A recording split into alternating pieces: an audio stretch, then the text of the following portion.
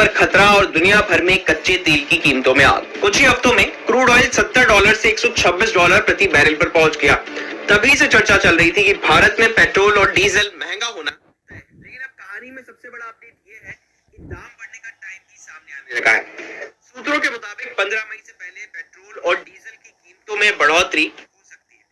यानी अब 500 रुपए में आपकी बाइक की आधी टंकी भरना भी मुश्किल हो सकता है, क्योंकि सरकार अब तक जिस दबाव को रोककर बैठी थी वो धीरे धीरे बाहर आने लगा है।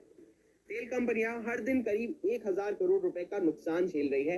तो चलिए समझते हैं पेट्रोल डीजल की कीमतों का पूरा खेल, और ये भी कि अगर कीमतें बढ़ती हैं तो उसका असर सिर्फ आपकी गाड़ी पर ही नहीं बल्कि इकोनॉमी पर कैसे आएगा। ये भारत अपनी जरूरत का करीब 85% कच्चा तेल बाहर से खरीदता है।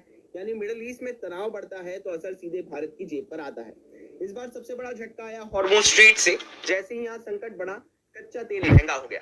फरवरी में भारतीय रिफाइनरियों को कच्चा तेल औसतन $69 प्रति बैरल पर पड़ रहा था, लेकिन अप्रैल आते आते यही कीमत $114 प्रति बैरल के पार पहुंच गई। और मई में भी इंडियन ऑयल बास्केट की औसत कीमत करीब $105 प्रति बैरल पर चल रही है। याद रखिए, इंडियन ऑयल बास्केट मतलब वो औसत कीमत जिस पर भारत अलग अलग देशों से तेल खरीदता है। यानी पहले जिस तेल के लिए कंपनियां $69 दे रही थी, उसी के लिए अब $105 से $115 तक चुकाने पड़ रहे हैं। ऊपर से रुपया भी डॉलर के मुकाबले कमजोर हुआ है, तो कंपनियों की असली लागत और बढ़ गई।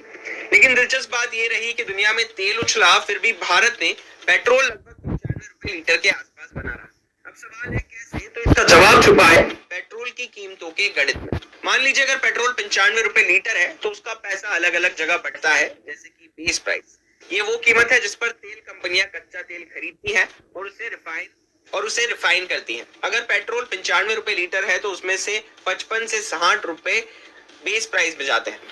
दूसरा है एक्साइज ड्यूटी। ये वो टैक्स है जो केंद्र सरकार वसूलती है। अभी सरकार ने इसमें कटौती की है, फिर भी एक बड़ा हिस्सा है। तीसरा है डीलर कमीशन, जो पेट्रोल पंप मालिक को मिलता है। ये लगभग 3 से 4 रुपए प्रति लीटर के आसपास होता है। चौथा है वैट। ये टैक्स राज्य सरकारें लगाती हैं। हर राज्य में अलग होता है, इसलिए अलग अलग राज्यों में पेट्रोल सस्ता या महंगा हो सकता है। यानी कि आप जो पेट्रोल खरीदते हैं उसमें बड़ा हिस्सा टैक्स का होता है। अब दिक्कत ये हुई कि क्रूड ऑयल अचानक बहुत महंगा हो गया। अगर सरकार चाहती तो उसी समय पेट्रोल 10 से 15 रुपए महंगा हो सकता था, लेकिन महंगाई और जनता पर असर रोकने के लिए सरकार ने एक्साइज ड्यूटी घटाई। पेट्रोल पर 13 रुपए और डीजल पर 10 रुपए। इससे जनता को राहत मिली, लेकिन सरकार को हर महीने करीब 14,000 करोड़ रुपए का नुकसान होने लगा।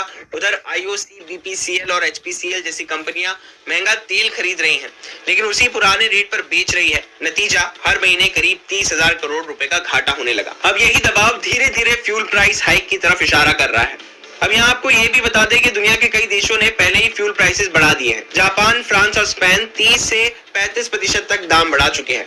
हांगकांग में पेट्रोल करीब ₹295 लीटर है, सिंगापुर में 240 रुपए, ब्रिटेन में लगभग 195 रुपए और भारत में अभी भी 95 रुपए के आसपास कीमतें टिकी हुई हैं।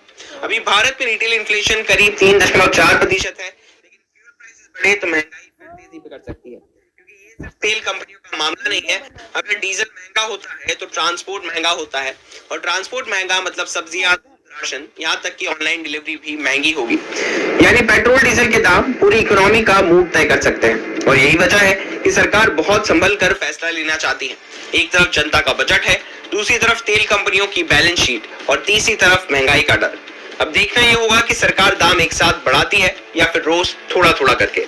लेकिन इतना तय है कि सस्ता पेट्रोल बचाने की लड़ाई अब ज्यादा लंबी नहीं चलती दिख रही है।